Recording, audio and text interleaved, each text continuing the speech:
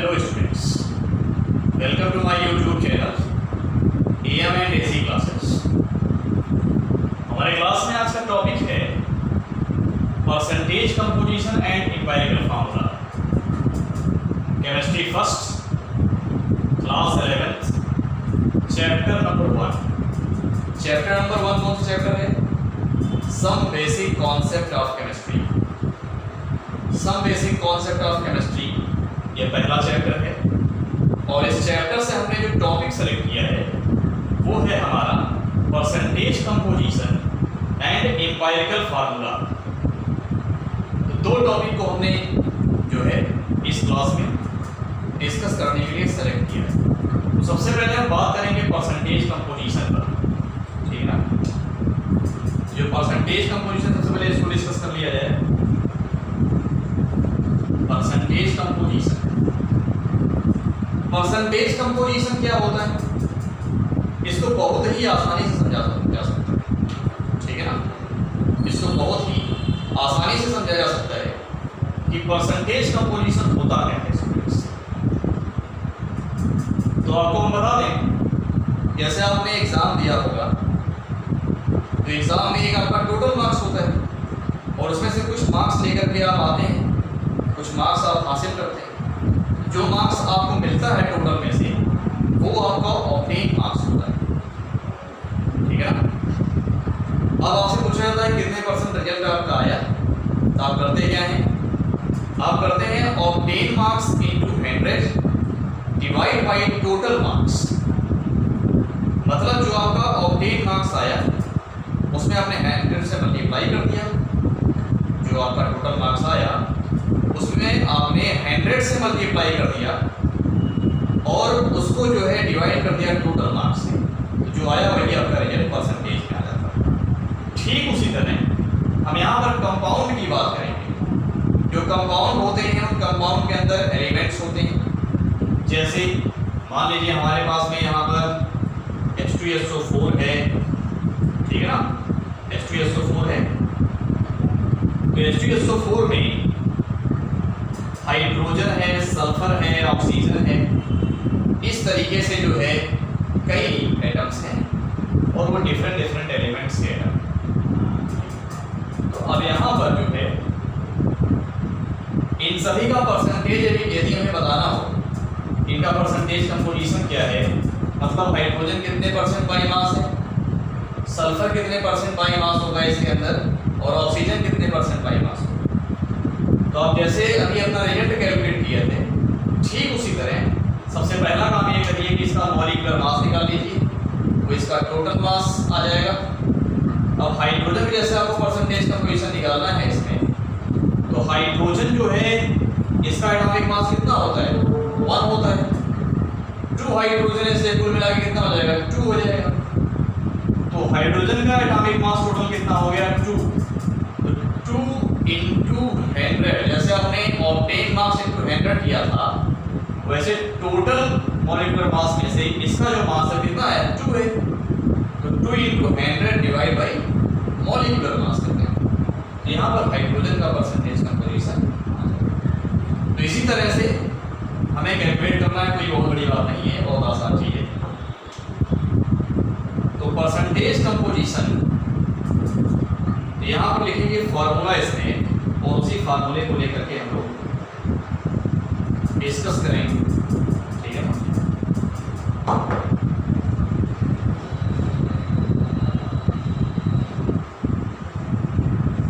Formula क्या है? Formula है परसेंटेज कंपोजिशन और मास परसेंटेज। परसेंटेज कंपोजिशन को लोग क्या बोलते हैं? मास परसेंटेज बोलते हैं। या तो हम इसका ये नाम दें या फिर ये नाम दें, दोनों का मतलब एक ही होता है, of an element in a compound, ठीक है ना, is equal to mass of element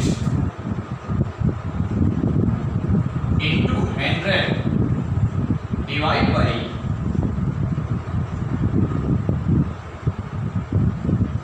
molecular mass. जैसे आपने ऑब्टेन मार्क्स इनटू 100 किया था डिवाइड बाई टोटल मार्क्स किया था, उसी तरह से हम किसी एक एलिमेंट का मास यहाँ रखेंगे, उसमें 100 से मल्टीप्लाई कर देंगे और टोटल मॉलिक्यूलर मास से डिवाइड कर देंगे, उस एलिमेंट का परसेंटेज कंपोजिशन आ जाएगा, उसका मास परसेंटेज जो है निकल करके आ जाएगा। हमारा कहने का मतलब सिर्फ इतना। ये हो गया फार्मूला। अब इस फार्मूले के बेसिस पर हम मास परसेंटेज कैलकुलेट करते हैं। तो इसके लिए हम कुछ एग्जांपल्स की बात करेंगे।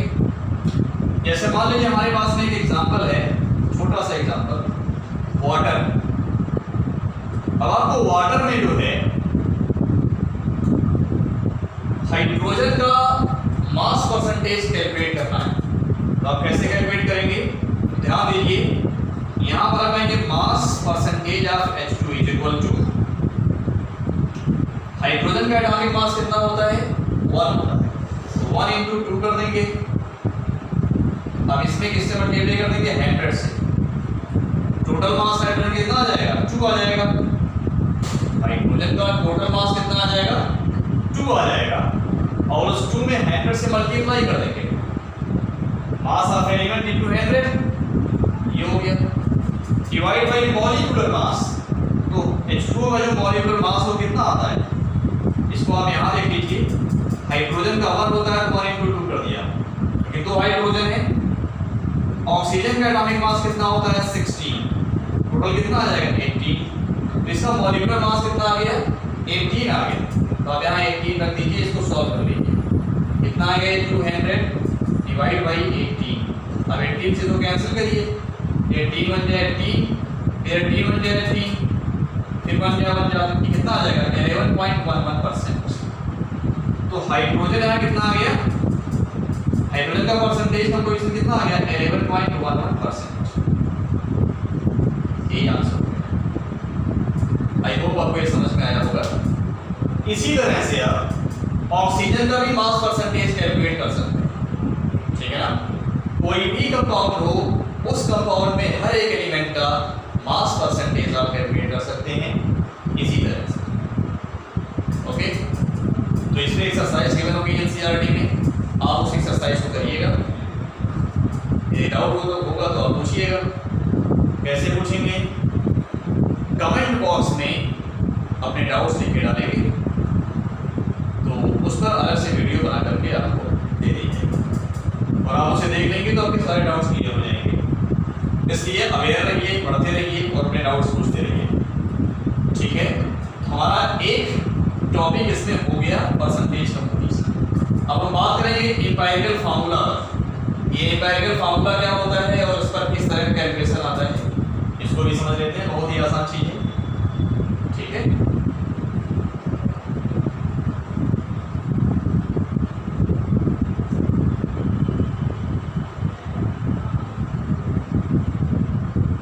एम्पिरिकल फार्मूला, तो इसमें हमारा अगला टॉपिक आ रहा है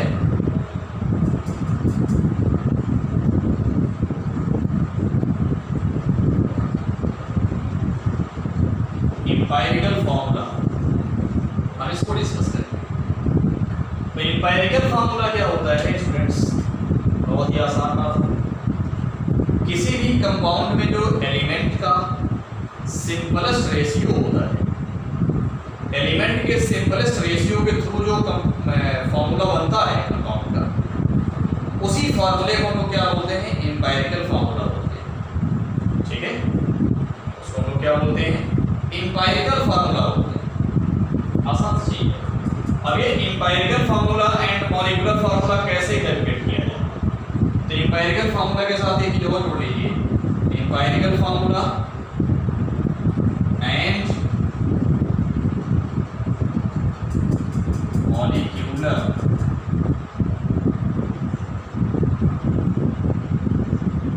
formula. Empirical formula and molecular formula, एक ही और जोड़ लीजिए इसमें। इसको कैसे रीड किया जाए स्टूडेंट्स? बहुत ही आसान बात है। तो यहाँ पर हम एक चार्ट बनाएंगे, उसी चार्ट की सहायता से, मतलब उसके हेल्प से हम ये समझ पाएंगे एम्पिरिकल फॉर्मूला कैसे कैलकुलेट किया जाए। आप चाहे तो उसको चार्ट के थ्रू कैलकुलेट कर सकते हैं, पूरा चार्ट बना करके जो हम यहाँ बनाने जा रहे हैं, या आप चाहें तो बिना चार्ट बनाए भी उसे कैलकुलेट कर सकते हैं। मतलब जो काम आप चार्ट में कर रहे हैं वो बिना चार्ट के भी कर सकते हैं, जैसे आपको सुटेबल हो आप कर सकते हैं, दोनों ही तरीका है। तो जो चार्ट में हम बताएंगे उसको आप बिना चार्ट के भी कर सकते हैं। चलिए आप चार्ट को समझ लीजिए। तो चार्ट में कई कॉलम होंगे। पहला कॉलम आता है सीरियल नंबर का, जैसे ये पहला कॉलम हो गया सीरियल नंबर। दूसरा होता है एलिमेंट का कॉलम, कि कौन कौन से एलिमेंट हैं कंपाउंड के अंदर, ठीक है ना। तीसरा आता है एटॉमिक मास,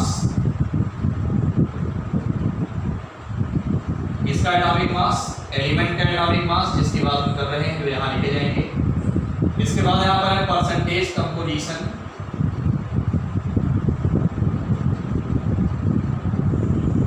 मतलब एक तरह से गिवन मास, इसको ब्रैकेट में कर लीजिए, ये होता है W। और एटॉमिक मास क्या होता है, कैपिटल M होता है, ठीक है ना। इसके बाद हम बात करते हैं नंबर ऑफ मोल्स की, नंबर ऑफ मोल्स। और इसके बाद जो कॉलम आता है दैट इज मोल रेशियो।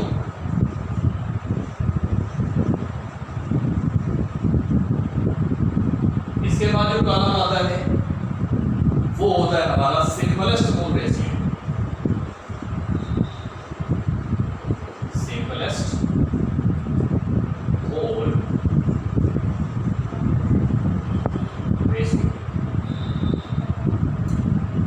ये हमारा एक चार्ट जो है प्रिपेयर हो गया, ठीक है ना। एक चार्ट हमने बना लिया यहाँ पर इस तरीके का, और इस चार्ट में इतनी सारी बातें हैं जिसके हेल्प से आप empirical formula and molecular formula calculate किया करेंगे, कैलकुलेट करेंगे, ठीक है ना। तो सीरियल नंबर में जैसे मान लीजिए हमने यहाँ पर ले लिया एलिमेंट, पहला एलिमेंट ले लिया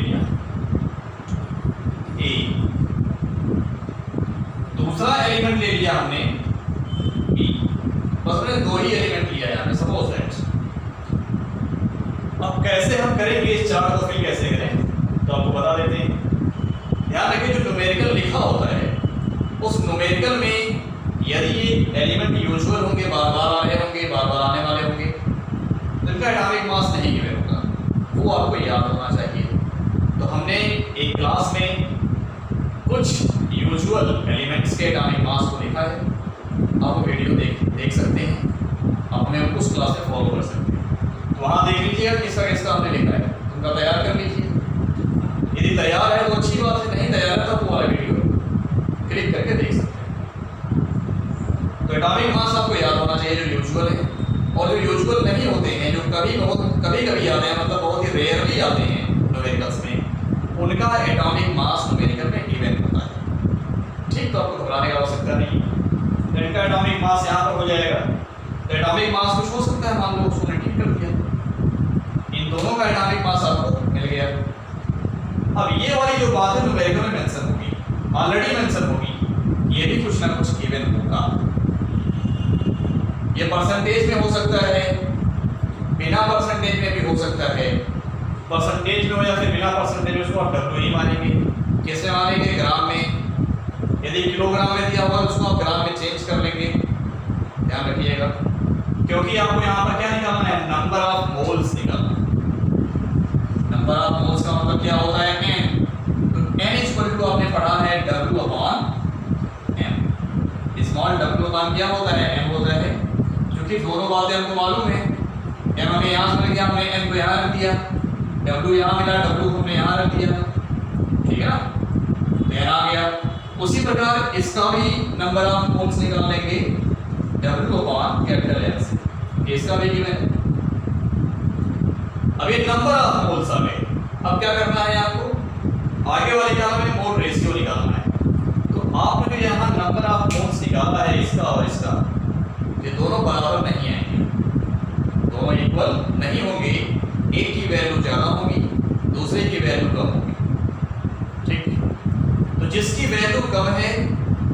दोनों वाली वैल्यू से आप सभी के मोल्स को डिवाइड कर देंगे। क्या कर देंगे? डिवाइड कर देंगे। ठीक है, अगर आप इसको n1 मान रहे हैं और इसको n2 मान रहे हैं, हम कहेंगे if n1 is less than n2। अगर यहाँ पर हम क्या मान लें कि जो n1 है वो n2 से लेस देन है, अगर हम ये कंडीशन लगा दें, क्योंकि यहाँ देखेंगे तो एक छोटा एक बड़ा होगा, तो यहाँ तो कोई ऐसा नंबर में लिखा नहीं है, एक जनरल बात कर रहे हैं हम सभी न्यूमेरिकल्स के लिए। तो यहाँ पर हमने मान लिया कि मान लीजिए n की वैल्यू n1 की वैल्यू n2 से कम है, तो स्मॉलर वैल्यू कौन सी हुई? n1, और लार्जर वैल्यू कौन सी हुई? n2। स्मॉलर वैल्यू से सभी को हम डिवाइड कर देंगे। स्मॉलर हमारा n1 है, तो यहाँ पर हो जाएगा n1 बाई n1 में कितना आ जाएगा? 1। ये दोनों इक्वल होगा तो ऑलरेडी कितना आएगा? दोनों इक्वल होने पर ऑलरेडी 1 आएगा ना, बिल्कुल 1 आएगा। और यहाँ n2 is divide by n1, कुछ ना कुछ वैल्यू आएगी। बात समझ गए आप? तो ध्यान रखिएगा, यदि यहाँ पर वैल्यू होल नंबर में आ रही है, पॉइंट में नहीं आ रही, मतलब विदाउट डेसिमल वैल्यू आ रही है, पॉइंट में नहीं आ रही है, डेसिमल के साथ नहीं है, तो आप इसी मोल के हिसाब से आप यहाँ पर फार्मूला बना सकते हैं। जैसे मान लीजिए यहाँ पर 1 आ गया और यहाँ पर कितना आ जाए? 2 आ जाए। सपोज दैट ऐसा हम मान ले रहे हैं कि मान लीजिए यहाँ पर कितना आ गया? 2 आ गया। ठीक है ना? तो आप देखेंगे कि यहाँ पर a की वैल्यू कितनी आ गई? 1 आ गई, और b की वैल्यू कितनी आ गई? 2 आ गई। तो यहाँ पर जो इंपेरिकल फार्मूला बनेगा इसका, उसको आप ऐसे लिखेंगे a is to b is equal to कितना आ जाएगा? 1:2। अब यहाँ पर इस रेशियो के हिसाब से फार्मूला बना सकते हैं। मतलब अगर आप ए बी लिखते हैं फार्मूले के रूप में, a कितना है? 1 है, तो यहाँ 1 लिख दीजिए। b कितना है? 2 है, तो यहाँ 2 लिख दीजिए। यानी 1 लिखा नहीं जा रहा है, इसलिए 1 को मिटा दीजिए, तो a b 2 आ जाएगा। तो वो इंपेरिकल फार्मूला क्या बन गया? a b 2। ऐसे आप जो एलिमेंट होंगे उनके नीचे उनके नंबर को लिख सकते हैं। लेकिन कहने का मतलब, यदि ऐसा है तो ऐसा कर लेंगे, बट एक प्रॉब्लम यहाँ हो सकती है कि हो सकता है ये जो नंबर आ रहे हैं, ये नंबर ये तो ऑलरेडी 1 आएगा क्योंकि बराबर है, ये बराबर नहीं इसलिए 1 नहीं आएगा। हो सकता है ये पॉइंट में आ जाए। जैसे मान लीजिए कितना आ गया? ये आ गया 1.5। कितना आ गया? 1.5 आ गया, पॉइंट में आ गया। जब पॉइंट में आ जाएगा तब आप क्या करेंगे? तब आप उसको सिंपलेस्ट रेशियो में कन्वर्ट करेंगे। मतलब जब यहाँ वैल्यू पॉइंट में आती है तो हमें उस वाले कॉलम का इस्तेमाल करना पड़ता है, और यदि यहाँ वैल्यू पॉइंट में नहीं आएगी हम उस कॉलम का इस्तेमाल बिल्कुल नहीं करेंगे। उस कॉलम के इस्तेमाल किए बिना ही हमारा आंसर आ जाएगा। बात समझ गए ना? तो कहने का मतलब ये है कि हम उसको सिंपलेस्ट रेशियो में कन्वर्ट करेंगे, मतलब होल नंबर में उसको चेंज करेंगे। तो उसके लिए आपके पास कोई भी नंबर हो अपने अकॉर्डिंग, आप उसे मल्टीप्लाई कर सकते हैं, किसी नंबर से मल्टीप्लाई कर दीजिए। जैसे यदि हम इसमें 2 का मल्टीप्लाई कर दें तो 1.5 इंटू 2 कर दिया, कितना आ गया? 3, और यहाँ पर 1 इंटू 2 कर दिया, कितना आ गया? 2। तो अब देखिए वो 2 बन गया, वो 3 बन गया, तो सिंपलेस्ट रेशियो कितना आ गया? 2 and 3। तो मतलब यह रहा कि वो होल नंबर आ गया। तो जब तक एलिमेंट के सामने वहाँ होल नंबर नहीं आएगा लास्ट में, तब तक आप यहाँ इंपेरिकल फार्मूला नहीं बना सकते। तो कहने का मतलब आपको होल नंबर में वैल्यू ले आनी है, इस वजह से आपने यहाँ मल्टीप्लाई किया और होल नंबर में चेंज हो गया। मतलब पॉइंट में ना हो, पॉइंट वाली वैल्यू आपको खत्म करनी है। ठीक है ना? तो यहाँ पर अब की बार रेशियो क्या हो जाएगा? अब की बार रेशियो हो जाएगा आपका 2 और ये हो जाएगा 3। बात समझ गए ना?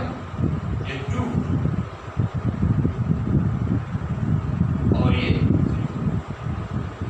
इसमें आप कंफ्यूज ना होना, एक बार हमने इसको 1:2 लिखा था, फिर उसको बदल दिया। बदल क्यों दिया? क्योंकि वहाँ डेटा बदल गया। जब डेटा बदलेगा तो ये भी बदल जाएगा। ये हमने आपको समझाया है, जो लास्ट वाला काम है सिंपलेस्ट रेशियो वाला, उसका इस्तेमाल कर करते हैं, ठीक है ना। नहीं हम यही कर काम करते हैं। तो जो बातें हमने आपको चार्ट में बताई, इसको आप बिना चार्ट के नहीं कर सकते। इसका अलग वही सब काम कर लीजिए जो हमने यहाँ किया, इसका अलग से काम कर लीजिए, फिर दोनों का रेशियो निकाल के फार्मूला बना सकते हैं। तो ये है एम्पायरिकल फार्मूला। एम्पायरिकल फार्मूला इस तरह से हम लोग कैलकुलेट किया करते हैं। अब बात आती है मॉलिक्यूलर फार्मूला पर। ये मॉलिक्यूलर फार्मूला कैसे निकाला जाए, मॉलिक्यूलर फार्मूला कैसे कैलकुलेट किया जाए, इसको हम कैसे समझें, ठीक है। एक सिंपल सी बात है, आपको बता दें। सिंपल सी बात इसमें ये है कि जो मॉलिक्यूलर फार्मूला होता है,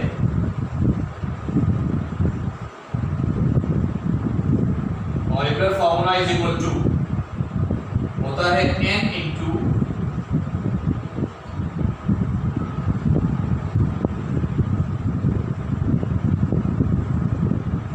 empirical formula, n into empirical formula. जो एम्पायरिकल फार्मूला आता है उसमें n से मल्टीप्लाई कर देते हैं। आप कहेंगे n क्या होता है, बिल्कुल जानना चाहिए, कि जाने के लिए कर पाएंगे। तो n इज इक्वल टू होता है molar mass divide by empirical